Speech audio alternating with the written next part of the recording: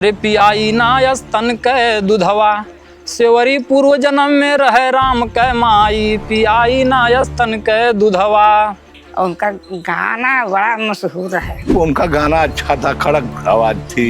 कत्तो ना निकले घास ना करे। चोरी से कोई कर रहा था रिकॉर्डिंग, वो करताल होता है बजाते थे, उसी करताल से उसका टेप रिकॉर्डर फोड़ दिए और वो हमारे देवता थे। हमने के कबो गाड़ी नहीं देना। अब तो लगता है कि छाया उड़ गई। लड़कपन में जिसे गोली खेले, डंडा खेले, भगारे भगारे बड़का बाबू आओ तो भगारे। चाहे देखे आओ चाहे कैसो आओ, गौड़े हटना लाखो। जैसे उनके रहले आदमी हमारे द्वारे आवत जात रहना। बाहरी कलाकार चैलेंज मारते थे जी, एकमात्र पारस भैया स्वीकार करते थे। पारस भैया के घर गए, उनसे कहे कि भैया रामदेव भैया से हमारी बिरहा है मुफ्तीगंज कुरेथू में, तो उन्होंने हमको 3 बिरहे दिए।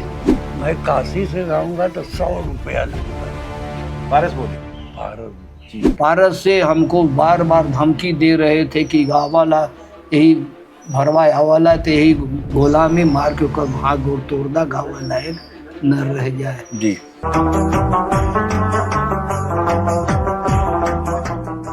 बनारस के बिरहे का जब भी इतिहास लिखा जाएगा तब उसमें सबसे बड़े नक्षत्रों का जब भी जिक्र होगा, उसमें सबसे महत्वपूर्ण नक्षत्रों में से एक हैं पारसनाथ यादव जी।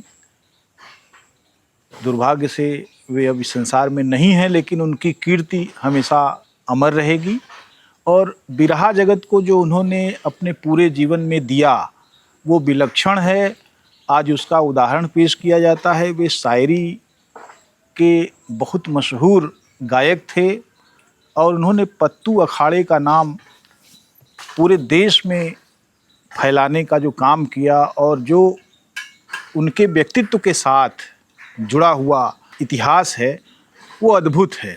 ये विडंबना ही है कि हम उनके बारे में कुछ लिखना चाहते थे, बात करना चाहते थे, लेकिन उस समय हम जब ये जीवित थे, एक बार आए, 2 घंटे हम लोग बातचीत करते रहे, लेकिन कैमरा नहीं था, इसलिए हम रिकॉर्ड नहीं कर पाए। उनकी जितनी याददाश्त थी वो विलक्षण थी। निश्चित रूप से मुझे लगता है कि भारत के भूगोल के किसी भी हिस्से में अगर वो गए हैं तो वहाँ की जगहों के नाम, वहाँ के लोगों के नाम उनकी ज़बान पर थे और वहाँ के बहुत सारे संस्मरण उनके पास हुआ करते थे।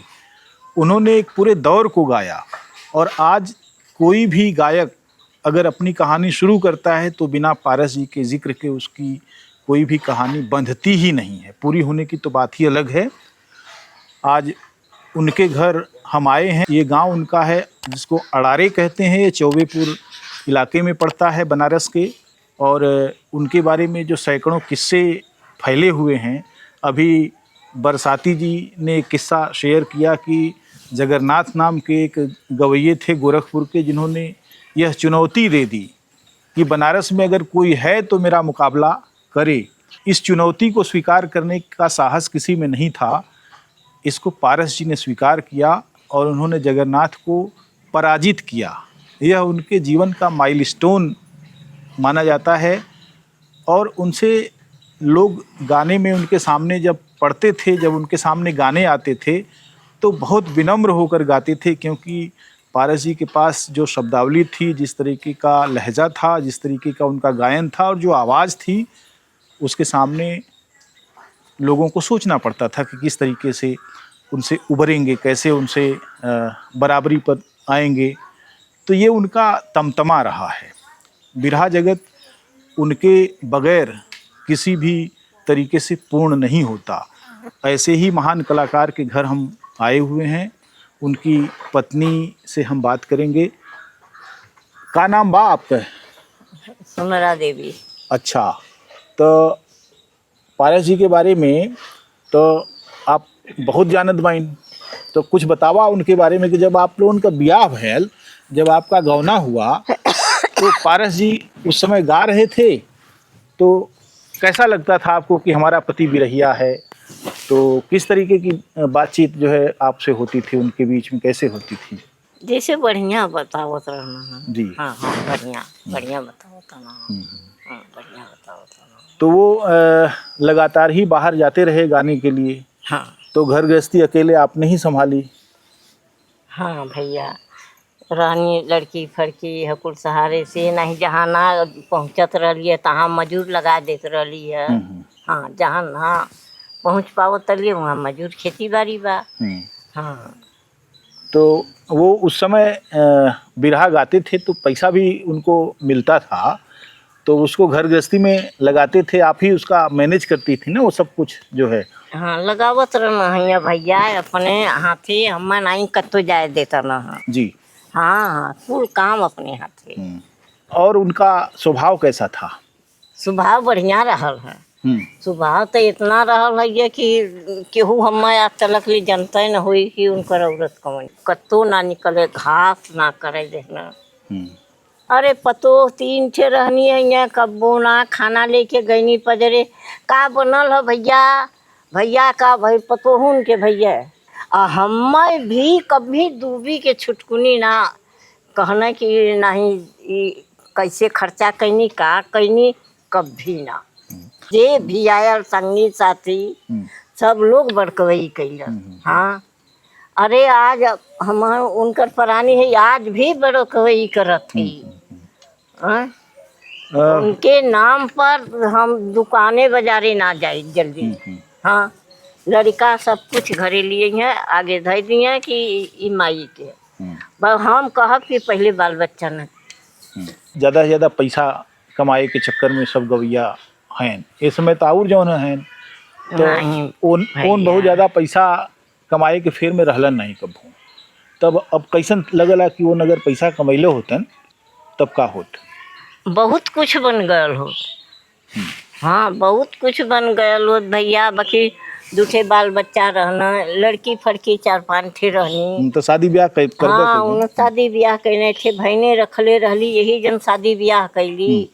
और खेती बाड़ी के बता देली कि अपने कमैना लिखौना, और आधा भाई के आधा अपने। लड़का कुल का करत हैं आपके? तो कई ठे लड़की हैं के, उन्हन का नाम बताओ उन लोगन के। बिंदु हैं, विद्या हैं, नाम तो बड़ा बढ़िया रखे। हाँ, गुड़ी हैं, बब्बल हैं। तो उनका लोगन के घर कहाँ हो? एक जने गाजीपुर हैं, एक जने पंडापुर हैं, और एक जने बलिरामपुर शादी ब्याह भयल हो। अच्छा। एक जने का कुरौना भयल हो। कुरौना वहर भदोही कुरी। हाँ हाँ, ठीक बा। और लड़का नथु का करलन? अब भैया स्कूल का गाड़ी चलावा न भैया। अच्छा। हाँ, अब पोता पोती सब का करत हैं? अब पोता पोती अभी पढ़त लिखत हुआ, और एक ठे पोता वो दूध दुहावत हो। अच्छा, वो बड़ा हो। हाँ, अब पतो कुल पतो फुल ठीक है हमार तीनों। सेवा करलिन? हाँ, अच्छा, करेंगे भैया। वो अपने ससुर के कैसे याद करलिन तुहार पतो? रोवा नहीं लोग याद करेंगे, रोवा नहीं। हाई पोतवा कुल कहाँ की लड़की हमार चुप रहा भैया, चुप रहा। अब बाबू, अरे कैसे चुपाई रे फुआ, हमारे बाबू मतन कोई बाबू होई? हमार बाबू रहना, लड़का जौन जहाँ लोट पोट के रुए तवन तहाँ। पारस जी के जाने लू? हाँ, भसुर रहलन। भसुर रहलन? तो पारस जी कैसन रहलन? बढ़िया रहलन। अच्छा, कभी बातचीत होत रहल कि नहीं? नहीं, हमने लजात रही है। अच्छा। उनके आगे यहाँ दुआरे ना आवत। अब उनकर कोनो बात याद हो कि नहीं? अरे गवैया रहना, बढ़िया जाता ना। उनका नाव गाँव रहा अमरदेव का, इनका तो 2 जने का नाव गाँव रही है।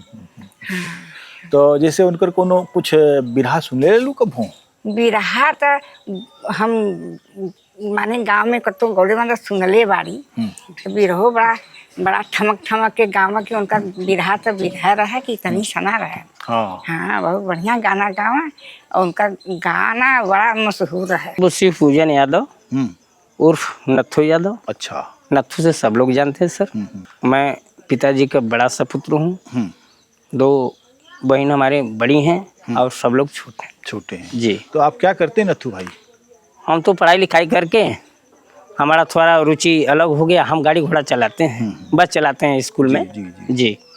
तो आपके पिता इतने बड़े गायक थे, कभी आपने कोशिश नहीं की कि आपको भी गाना चाहिए? मेरा रुचि नहीं थी सर। अच्छा जी। तो आपके पिता जब गाते थे उनके कुछ बिरहे याद हैं आपको? याद तो है, सुनाइए।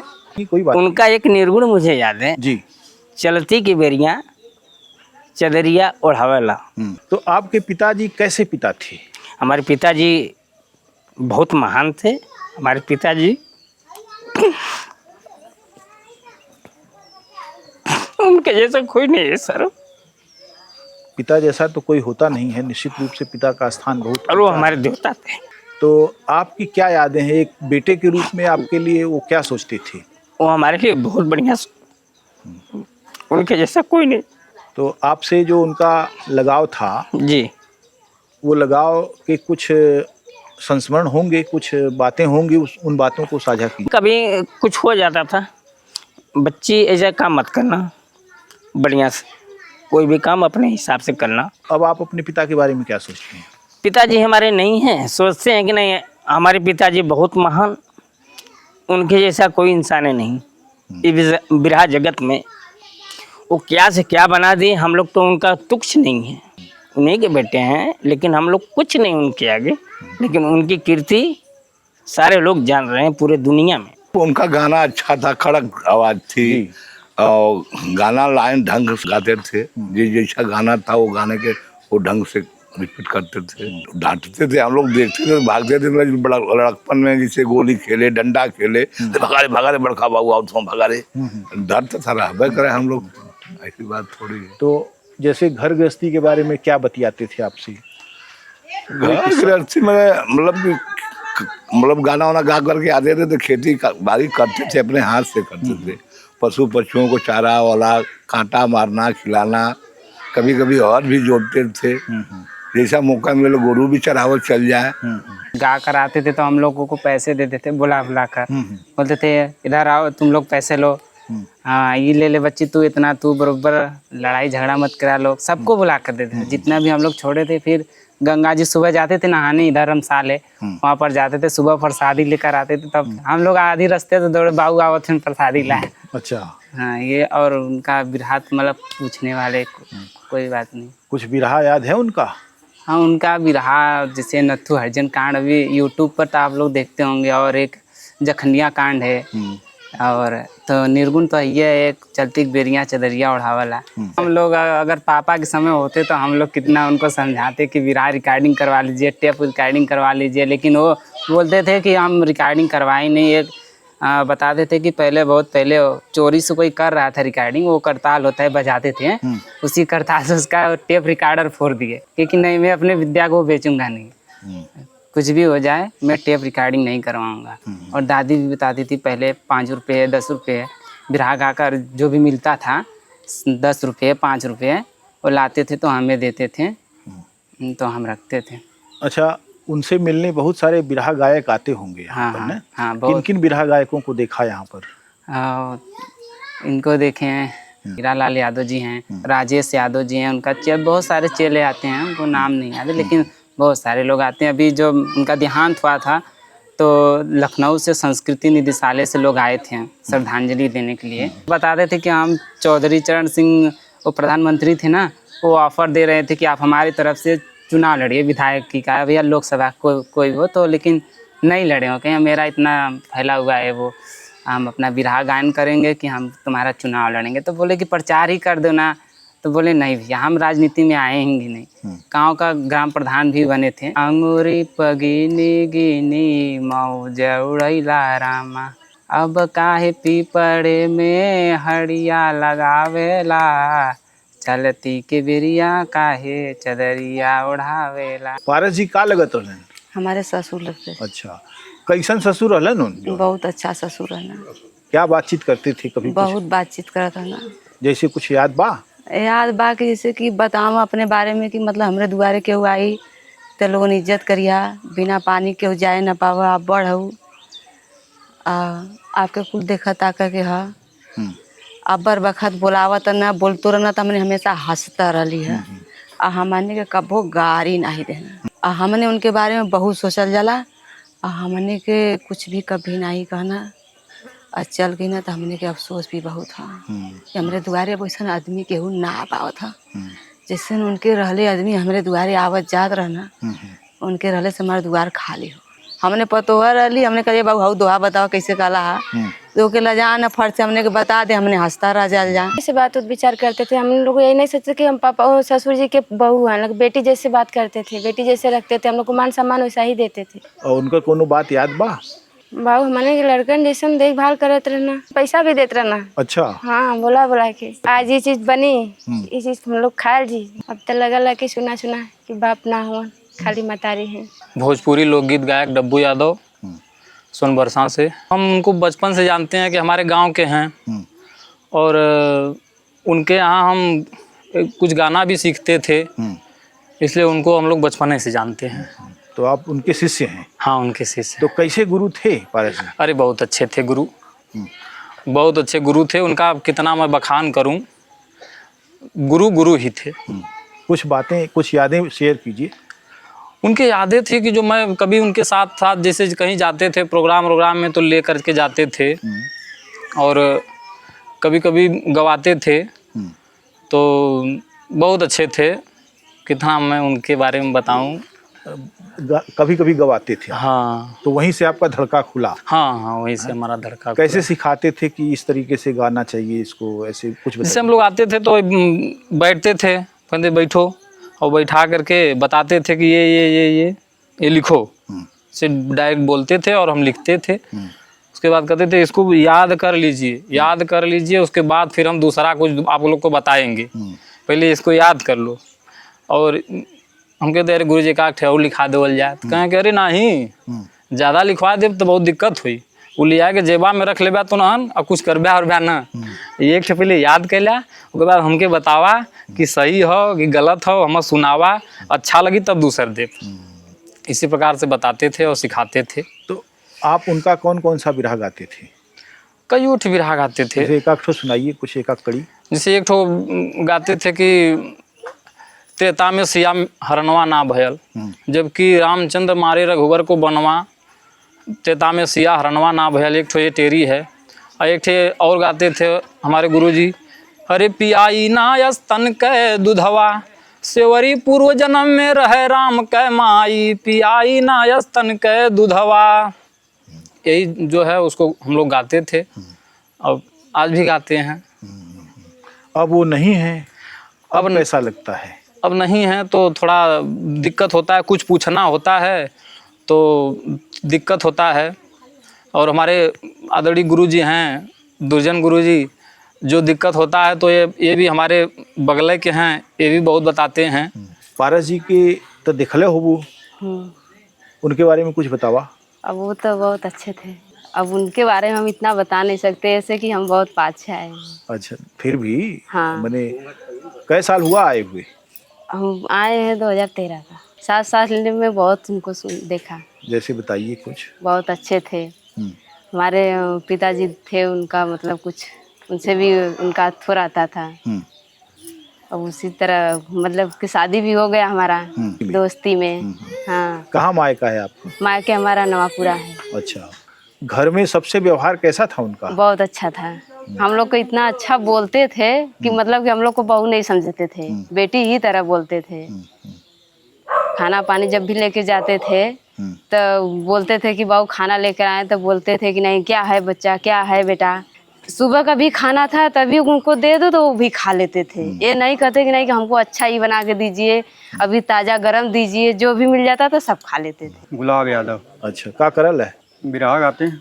बिरहा गाते हैं आप? हाँ। अच्छा, तो आपके गुरु कौन थे? पारसनाथ यादव जी। तो कैसे उनसे मुलाकात हुई आपकी?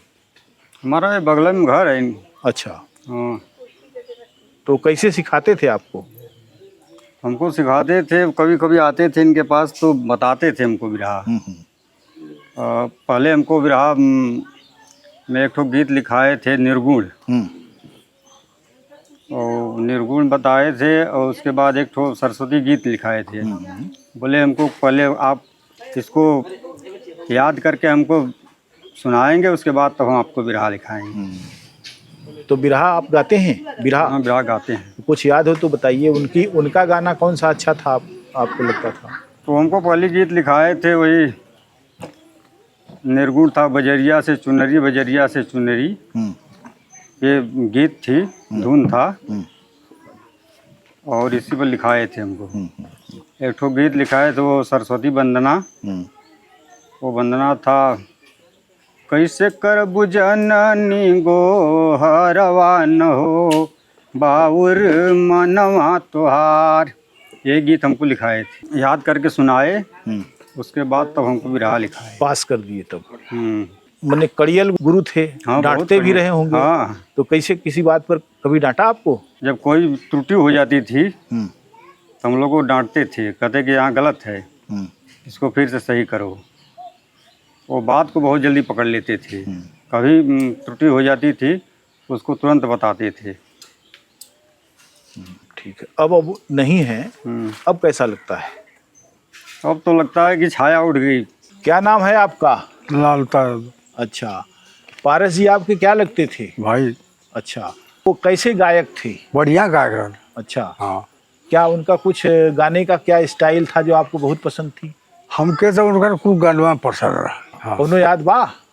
अरे याद, अरे चला चली धारो पधनिया, रिमझिम बरसाला पनिया। बड़ा समझला? हाँ। आप समझा, हम पढ़ले लिखले ना है ना गौले है। हमसे 1-2 साल जेठा ल बिना छिकत रहा तो हम कुछ सुनते रही। तब पहले वाली से बाजे वाली से बहुत वो तो जितना गौलो उतना सूरज गई। उनका भाई भरत हो हमसे लहुरा हुआ। एक बहन रहल, ओकरे ओसे जेठा न वो बहनिया के सबौरिया हम रही। इतना कबर का फर्क। पारस जी के जे ललकारा ओकर पीछा छोड़े न कब। ऐसा ना कि जे अपने के लगा के आया उसे गौला ओके चाहे ले देखे आओ चाहे कैसे आओ, गौला हटना ना को। जगन्नाथ। हाँ जगन्नाथ। और वो तो 10-20 साल पेशाब करे में जमीन भिज गई हुआ, भाग गए ना का गई हूँ जगन्नाथ। एक थे बिहार की पहले लड़का पौली पिछले सजनवा ललनवा का नाव कर। समझा थी बात? जी जी जी। पहले लड़का पौली पिछले सजनवा ललनवा का नाव कर। जगन्नाथ ये पूछे और बड़े बड़े गवैयन के रोक दे यही गाना। तो कभी कहीं तो हमारे यही दरिया का बात है, ये तो हमसे तो कभी बहुत उड़ा नाच के तू लिखवा के ना चंद्रावती ये किला हो दरिया हो। चंद्रावती राजा डोमन यारा डोमन दे पिछवा चौबोर बलिया वही था का लड़की जाए नहाए रोज। और वो रोज नहाए जाए। झारखंडे ऋषि है वो दक्षिण चंद्रावती की। झारखंडे ऋषि का ब्रिज पर गिर गई तो दुनिया बना के पानी में बहा जाना। वो लड़कियां नहाए राजा का। तो वो अपन देखल चमकत का चीज जात हो तो उस देखल तो नाके लगा सोने वही से नाच के तू हो गई वो गर्व रहेगा। तो बाप बतारी जब गई घरे तो निकाल दे राजा डोमन ले निकाल देना। ये लड़की जब तो गलत काम के लिए कहा वो फिर आई लिया। फिर आई वो तीर है कि यार जब दक्षिण बढ़ल तो वो झारखंडे ऋषि के कुटी पर गई। तो वहाँ गई क्यों डाल रहा अपन साफ सुथरा कुछ कैले साफ सुथरा करके लुका गई। ऋषि आई ने देख रहा कि का बात है क्या के। तब वह आई बोले ऋषि के भाई हो तो यहाँ निकल आओ। तो गई तो वो कहने ऐसा रहा करो। तो वही था लड़का पैदा भर। पहले लड़का पौली पिछले तो ऋषि बता नहीं तो हमारा लड़का सजनवा हो गई। ललनवा का नाम नाच के तू यही जगन्नाथ यही पर रोका सब। कभी यह बतौला गौला तो वो मान गई ना।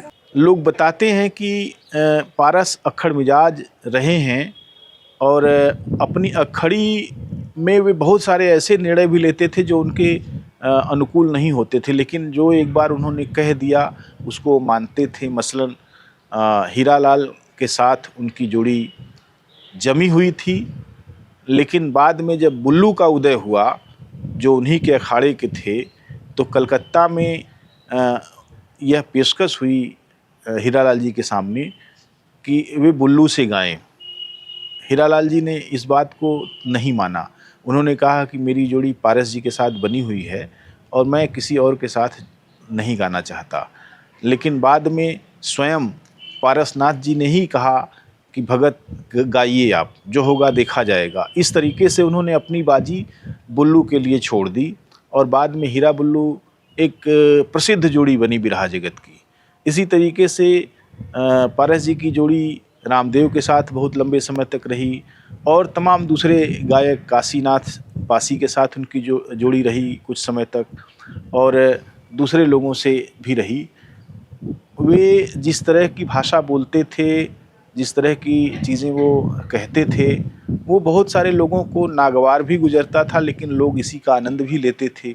इस तरीके से पारस को हम देखते हैं कि उन्होंने अपने पूरे गायकी के दौर में जिस अक्खड़ मिजाजी के साथ शुरू किया था और जो अक्खड़ मिजाजी उनके गाने के साथ साथ परवान चढ़ती गई, उस अक्खड़ मिजाजी ने ही उनको अकेले भी कर दिया।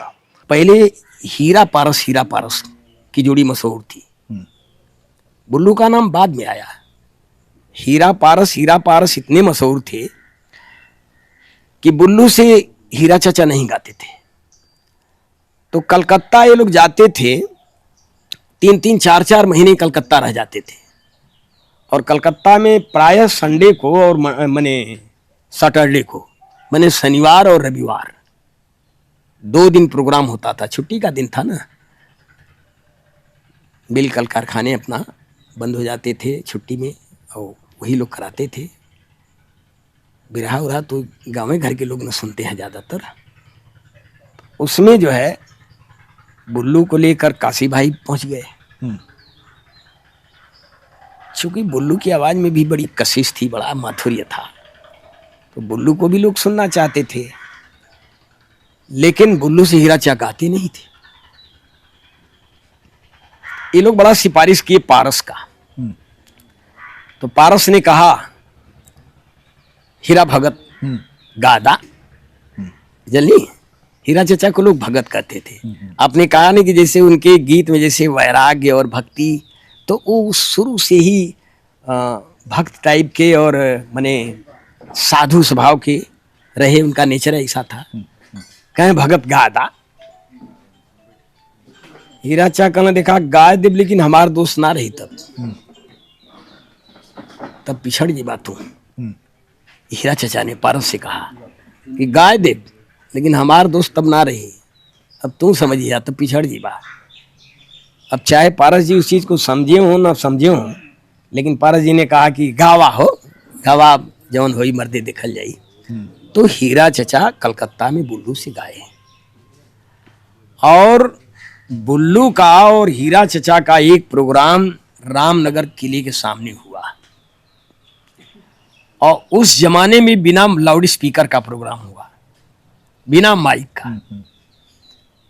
और इतनी जनता रही साहब, इतनी जनता क्या बताएं आपसे, गजब की भीड़ रही। लोग बताते हैं काशी नरेश जी उस समय, और विभूति नारायण सिंह का आसन लगा, उसमें बैठकर उन्होंने बिरहा सुना और सारी रात इन लोगों का प्रोग्राम हुआ। पारसनाथ यादव बिरहा के एक युग का नाम है, एक ऐसे युग का जो बिरहा का की जो सबसे महत्वपूर्ण विरासत है, उस विरासत को संभालने वाला अगर कोई व्यक्ति था तो पारस थे। पारस के सामने बहुत सारे लोग चुनौती खड़ी करते थे, बनारस के सामने, तो उसका मुकाबला पारस करते थे, ऐसा कई लोग कहते हैं। पारसनाथ जी बहुत बुद्धिमान जी, और वैसा कलाकार बनारस में उतना पहुंचा हुआ कलाकार कोई नहीं हुआ पारस भैया जैसा। बाहरी कलाकार चैलेंज मारते थे जी, एकमात्र पारस भैया स्वीकार करते थे उस चैलेंज को। जी, पारस एक सुगठित आवाज़ के धनी थे और उनके पास जिस तरह के गीत आए, वे गीत बहुत ही मार्मिक और बहुत अच्छे, प्रत्युत्पन्नमति और इंसानियत का जो मूल्य होता है, इंसानियत की जो मूल्य व्यवस्था होती है, उसको आगे बढ़ाने वाले गीतों को गाया उन्होंने। जब रामदेव भैया से मेरा प्रोग्राम पड़ गया तो हम घबरा गए। उसी समय वो गा रहे थे पटना दहेज कांड, हमारे मांगी में सिनुरवा अब न परी। तो हम पारस भैया के घर गए, उनसे कहे कि भैया रामदेव भैया से हमारी बिरहा है मुफ्तीगंज कुरेथू में। तो उन्होंने हमको 3 बिरहे दिए। बांग्लादेश की लड़ाई में जब रामदेव भैया गाते थे तो पारस भैया गाते थे कि पाक के सिधवा हम जोली काटे लगलू भौजी बोली अजमाए लेवेदा तनी तेगवा पर पनिया चढ़ा लेवेदा। एक हमें उसको सीख लिए। एक आपने दिया जब वो गाते थे कि हमारे मांगी में सुनुरवा अब न परी, तो पारस भैया गाते थे कि भैया बहनी तो दुल्हनिया अब न बनी। हमने एक को भी सीख लिया। इसके पहले एक राजा हरिश्चंद्र की बिरहा हम सीखे थे, जिस बिरहा का रिकॉर्ड तावा बजता था बुल्लू भैया गाते थे। दानी वही जो कि सरबस लुटाया बाजी लगाया जान का। 3 बिरहा के बाद तो वहाँ हमारा बिरह हो गई, ज़्यादा गाना ही नहीं पड़ा। अब इसके बाद तो बिरहा से रुझान हो गई। बिरहा लेकर हम सीखना शुरू किए, अपने गुरुओं के यहाँ जाना शुरू किए। हमारे भी गुरु छैबर गुरु जी रहे हैं, पारस भैया के गुरु जी भी छैबर गुरु जी रहे हैं। पारस की बैठकबाजी का, पारस की बातचीत का जो अंदाज था वह अंत तक बना रहा। और कभी कभी जब उनको मौका मिलता तो वे इस तरीके से ताव में आते थे कि वो बहुत अच्छा गाते थे। और पारस से जब था, मैं काशी से गाऊंगा तो 100 रुपया लूंगा। पारस बोले? पारस जी जी। अब समझिए उस वक्त 100 रुपया का क्या महत्व था। उन्हें समझ से ज्यादा बताए नहीं, 100 रुपया लेंगे तब उनसे गाएंगे। यादव लोग कम तो होता नहीं लड़ाव में। नंबर 1 विड़ा दिल पेज हो गया गाना, ला 100 रुपया कमलगढ़ा पर। अच्छा, पहली बार अलाईपुर कमलगढ़ा। जी। पारस और प्रसिद्धन की जोड़ी बिरहा के इतिहास की सबसे महत्वपूर्ण और प्रसिद्ध जोड़ी है। वैसी दूसरी जोड़ी चंद्रिका और रामदेव के रूप में दिखती है, जिन्होंने बिरहा के इतिहास में तूफान खड़ा कर दिया। पारस प्रसिद्धन ने भी बहुत सारी चीज़ें नई दी समाज को, और एक दौर था पूरा जब पारस की गायकी उठान पर थी। बिरहा में झगड़ा तो रामदेव से हुआ, पारस से हुआ, सबसे हुआ। ये दोनों आदमी से झगड़ा एकदम। वो झगड़ा चाहे तो हम भी झगड़ा चाहें। आप भी शायरी के थे, पारस भी शायरी गाते थे। हाँ, लेकिन पारस आपका जवाब दे पाए कभी? पारस तो हमको एक बार जब प्रोग्राम हुआ सोहन बिहरदर वाला से कहें बाबा को कहा बाबा पेट नहीं भरल। अच्छा चला, अच्छा दूसरका प्रोग्राम भैल, दूसरका प्रोग्राम में कहें वो ना पेट भरल। सोहन बाबा कहें अच्छा ना भरल, भर जाई, काहे घबरात हुआ। सारनाथ में सीता रसोई जी स्तूप ना है, चौखंडी स्तूप के लगे भी रहा हुआ। पारस से हमको बार बार धमकी दे रहे थे कि गावाला यही भरवा आवाला तो यही गोला में मार के ओकर भाग गोड़ तोड़ दा, गावाला एक न रह जाए जी। सोहन भैया के पता लगल 20 थे जवान लेके अइना यही हमारे घरे के कोरी से कहना कि चल बिरहा गावा। हो गल पारस से लाची हो गए। और पारस से बताओ थे कि एक इंची गाना जितना वो गाँव है तेकर हम जवाब दे, बल्कि हमारे एक आध जवाब कट गई ना जी, कट गई ना। एक राघव सिंह रहल लेके पिस्तौल उनके लग में बैठल रहल, वो हम ही सिखावत रही राघव सिंह के जी। लेकिन 4 बजल तो पारस एकदम ढोलक करताल छोड़ के और भाग के जाए के खेत तेली के घरे में लुकल ना। अरे बाप रे। हाँ, तेली के घरे में लुकल। सोहन भैया खोजत गई ना, कहना का हो पारस पेटवा भरल? पेटवा भर गल कि नहीं ए बच्ची? अरे कहे बाबा नटवा के पीस के एकदम तू एकदम अथुआ बना देले हुआ। आज तो हमार भर देले। कहे अब कभू कहा मत कि पेट ना भरल, और भर देले से ना कहे हाँ वह पारस कहे लगना कि भरले से पेट तो हमार बरसाती भरना है और कोई का भरी। एक बार की बड़ी मजेदार बात आपको बता रहा हूँ। शीर करहिया के बगल में डाफी है। इतना विकास नहीं था, सब खेती होती थी।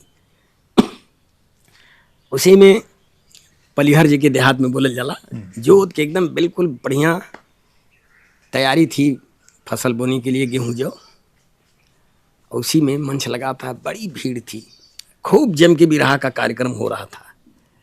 पारस और हीरा चचा का प्रोग्राम था। तो पारस भाई गाए, खूब बढ़िया गाए जमा के। चूंकि शहर के आसपास का प्रोग्राम था, भीड़ इकट्ठा होती थी, ज़्यादा लोग सुनने आते थे, तो उसी में बेचारे छोटे मोटे धंधे वाले, जैसे गुब्बारा बेचने वाले, मूंगफली बेचने वाले, पान बीड़ी बेचने वाले, वो नैन चैन अंजन बेचने वाले, ये पहुँच कर अपना भी उसी में धंधा कर लेते थे। तो एक गुब्बारा बेचने वाला आया और गुब्बारे को लपेट कर और बिल्कुल मोर जैसा बना दिया, और पारस गा रहे थे, ले जाके पारस के सर पे उसको चढ़ा दिया, ताज की तरह मोर जैसे शादी में मोर बांधा जाता है ना। और 10 रुपया उसने दिया पारस को, बोला भैया 2 रुपया काट के हमारा अट्ठे वापस कर दा। तो आदमी हंस लेगा ना। पारस तो बड़ा मस्त हुए और खूब गगहा के, अरे तू तो हमके दुल्हा बना देला, लेकिन हम पैसा वापस क्योंकि ना करें। बहरहाल दिए, लेकिन गा कर जब बैठे तो हीरा चचा खड़ा हुए, तो साज-वाज बज के जब बंद हुआ तब हीरा चचा कहने जे भैया बिरहा तो बहुत अच्छा आपने सुना, बहुत बढ़िया गौन पारस भैया, और दुल्हा भी बन गई ना। पब्लिक सन कि देखो हीरा क्या कहते हैं, अब दुल्हा भी बन गई ना।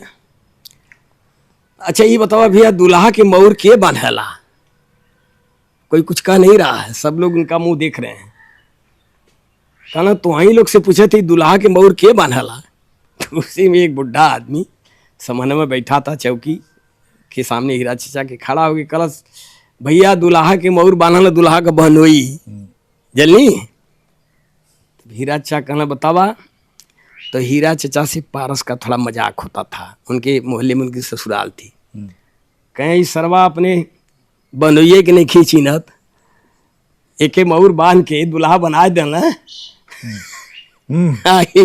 10 रुपये देला, कहत बड़ा कि 2 रुपया काट के वापस दे दा। मऊर का बनाई जो नहीं के वापस कहाँ करे के चाहिए, और ये चिंता ना बा अपने बनोई के। पारस तो जीभ काट लेना मारे अथुआ के, और सब लोग हंसने लगे, बड़ी जोर ताली बज गई। तो इस तरह से एक मजाक होता था, कटु मजाक होता था, शिष्ट मजाक होता था। देखिए पारस में एक खासियत थी, पारस अगर जम जाते थे बिरहा में तो उखड़ते नहीं थे। अब पारस अगर नहीं जमते थे तो सारी रात मेहनत करते रह जाते थे, जम नहीं पाते थे। और पारस में सबसे बड़ी विशेषता यह थी कि गुड़ से गुड़ बिरहा शायरी सीखते थे। थोड़ा पढ़े लिखे थे उस जमाने के, शरीर भी आपने तो देखा ही होगा, 6 फुट बड़ी खूबसूरत शरीर थी। पारस जी अपने दौर के सबसे कद्दावर गायकों में एक थे, और उन्होंने अपने दौर के लगभग सभी बड़े गायकों से मुकाबला किया। वे इतने दबंग व्यक्ति थे कि बहुतों को तो अपनी बातों से ही हरा दिया करते थे। शेर व शायरी उनके कथन में जैसे झरती थी, और उनकी शायरी से बहुत सारे लोग घबरा जाते थे और मैदान छोड़ देते थे। पारस जी के साथ उनसे बहुत वरिष्ठ कलाकार छेदी थे, गोगा थे, जिनका गाटर उस्ताद थे, बिरजू उर्फ ब्रजनाथ यादव गाजीपुर वाले थे। बिरजू खलीफा बहुत बड़े गायक थे, बहुत अलग तरीके के गायक थे, और ये वे लोग थे जो हीरा की गायकी के कुछ साल पहले जिनकी गायकी शुरू हुई थी। बाद में हीरालाल जी आए और एक चमकते हुए सितारे बन गए। उसके बाद बुल्लू आए, रामदेव आए, बाला आए, अनेक बड़े गायक जो इस मैदान में थे। और उस समय इतना कठिन मुकाबला होता था कि वह दंगल देखने लायक होता था। रात रात भर जनता ऐसे जुटती थी और जौ भर जगह नहीं होती थी लोगों के खड़े होने की। इस तरीके का बिरहा दंगल हुआ करता था, और बनारस का चप्पा चप्पा, हर एक मोहल्ला इन गायकों की गायकी से गुंजायमान हो उठता था। पारस जी का जन्म 1930 के आसपास किसी महीने में किसी तारीख को हुआ था। उनकी कोई विश्वसनीय जीवनी नहीं मिलती, लेकिन बिरहा के मर्मज्ञ और उस पर काम करने वाले वैज्ञानिक डॉक्टर सुभाष यादव जो कि हैदराबाद में रहते हैं, वे कहते हैं कि पारस जी का जन्म 1927 के आसपास हुआ था। कुछ लोग कहते हैं कि वे हीरालाल जी से 1 या 2 साल बड़े थे। हीरालाल जी का जन्म 1935 के आसपास माना जाता है। इस तरीके से पारस जी का जन्म वर्ष 1930 से 33 के बीच में हो सकता है, क्योंकि साल 2 साल 4 साल का हेरफेर बहुत सामान्य घटना है। पारस जी चौबेपुर के पास अड़ार नाम के एक गांव में पैदा हुए थे और वो पूरा माहौल ही सामंती माहौल रहा है।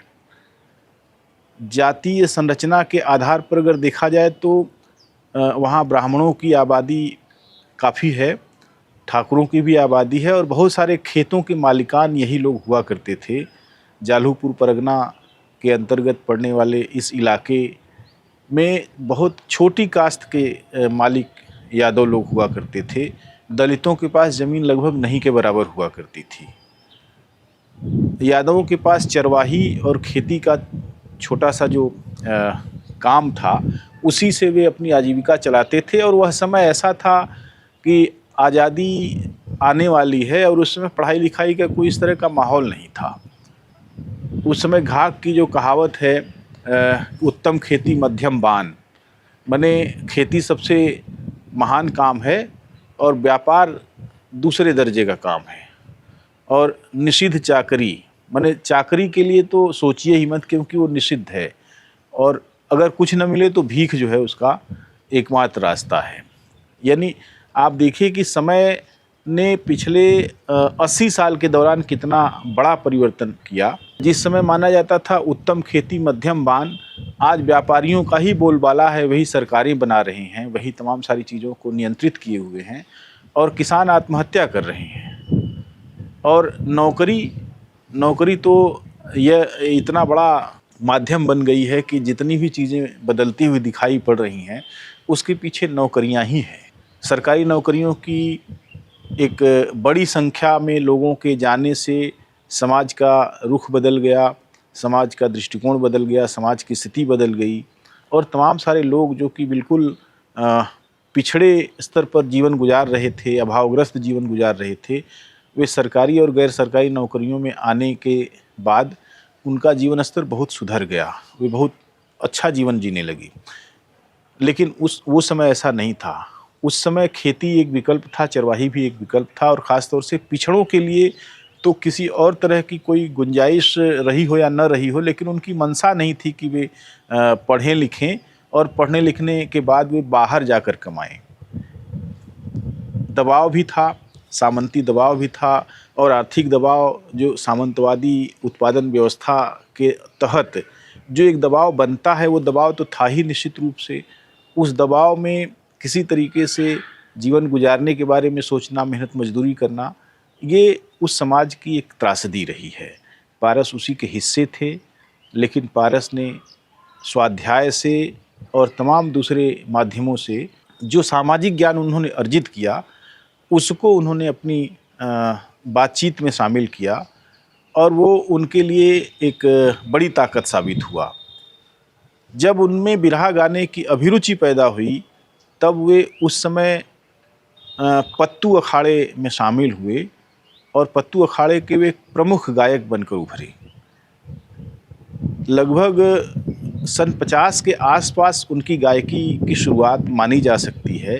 तब देश को आज़ादी मिल चुकी थी और चीज़ें बदल रही थी, लेकिन पिछड़ों के लिए चीज़ें बदल रही हों यह नहीं कहा जा सकता, क्योंकि बहुत बाद में 70 के दशक तक जिस तरह के हालात पिछड़ों के लिए रहे हैं, जो पिछड़ापन, जो सूचनाओं का अभाव, ज्ञान का अभाव और तमाम सारे संस्थानों में उनके घुसने पर पाबंदियां जिस तरह की थी, जो हिकारत थी और जो कई तरह के ऐसे अभाव थे, वे बहुत अलग तरीके से थे। उसका एक रूप हम पारस जी की जवानी के दिनों की कल्पना करते हुए कह सकते हैं कि कितना सप्रेशन रहा होगा आर्थिक रूप से और सामाजिक रूप से, राजनीतिक रूप से भी रहा होगा, क्योंकि उस समय तो पिछड़ों का कोई प्रतिनिधित्व ही नहीं था।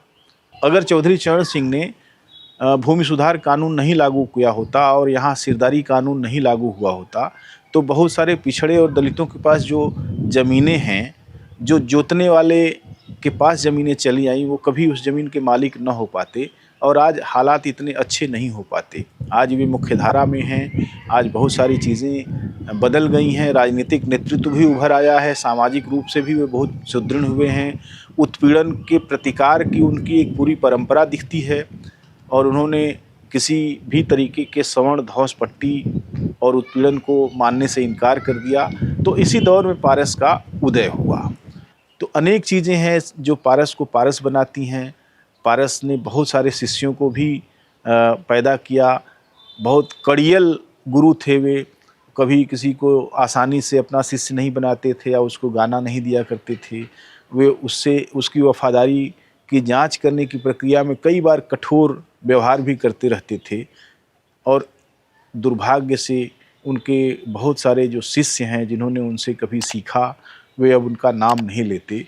इसके बावजूद बिरहा के इतिहास में पारस अमर हैं और पारस को कभी ख़त्म नहीं किया जा सकता, क्योंकि सबसे बड़े बिरहियों का जब भी जिक्र होगा उसमें पारस का जिक्र हुए बगैर कभी नहीं रह सकता। अगर बिना पारस के जिक्र का वह इतिहास दोहराया जाता है तो वह झूठा इतिहास होगा।